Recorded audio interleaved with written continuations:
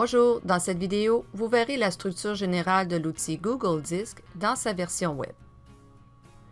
Pour accéder à son espace info nuagique Disk ou Drive, il faut d'abord connecter son compte. Dans le navigateur Chrome, on peut taper google.ca ou passer directement par Google Classroom si vous préférez. Ensuite, vous cliquez sur Sign In ou Connexion en français et vous entrez vos données de connexion habituelles.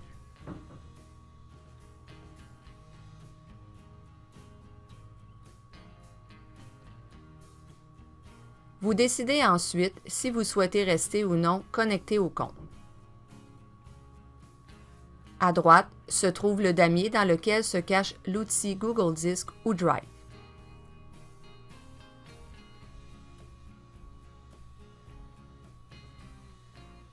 Votre espace info nuagique est structuré de la façon suivante. À gauche se trouve l'outil de création ou de téléchargement de dossiers ou de fichiers.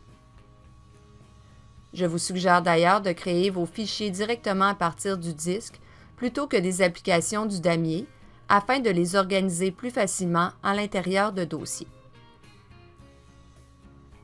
La fonction Priorité gère les fichiers que vous avez utilisés dernièrement afin d'y accéder plus rapidement. Vous pouvez d'ailleurs définir cet affichage comme page d'accueil de votre disque. En dessous se trouve l'espace de travail. Vous pouvez créer un espace de travail afin de trouver rapidement les fichiers que vous utilisez souvent. Ensuite se trouve Mon disque, dans lequel je peux organiser mon espace à l'aide de dossiers et y classer des fichiers. Si vous utilisez Google Classroom, le système a créé automatiquement un dossier Classroom qu'il ne faut pas effacer ni renommer. Il a également créé Meet Recording si vous avez déjà enregistré une vidéoconférence Meet. La vue des dossiers peut apparaître en liste, comme présentement, ou en affichage sous forme de grille, comme dans l'exemple.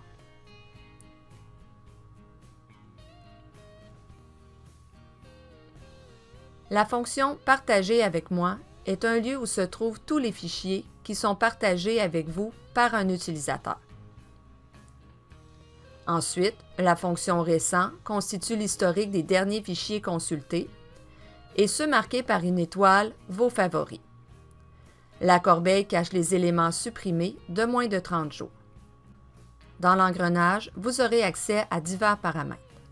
En cochant « Convertir les fichiers téléchargés au format Google Documents », un fichier Word, par exemple, deviendra automatiquement un Google Document. Ensuite, prenez quelques minutes pour faire le tour des autres paramètres, comme la gestion des notifications et des applications connectées à votre disque.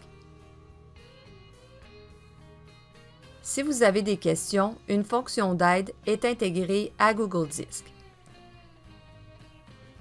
Comme dans la plupart des applications Google, vous retrouverez également le damier habituel à côté de votre compte. Enfin, une fonction intéressante est celle de la recherche qui vous permet de rechercher divers types de fichiers en fonction de mots-clés et de divers filtres. La fonction de recherche est particulièrement efficace dans cet outil.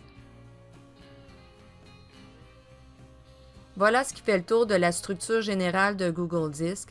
Si vous avez des questions, n'hésitez pas à communiquer avec nous.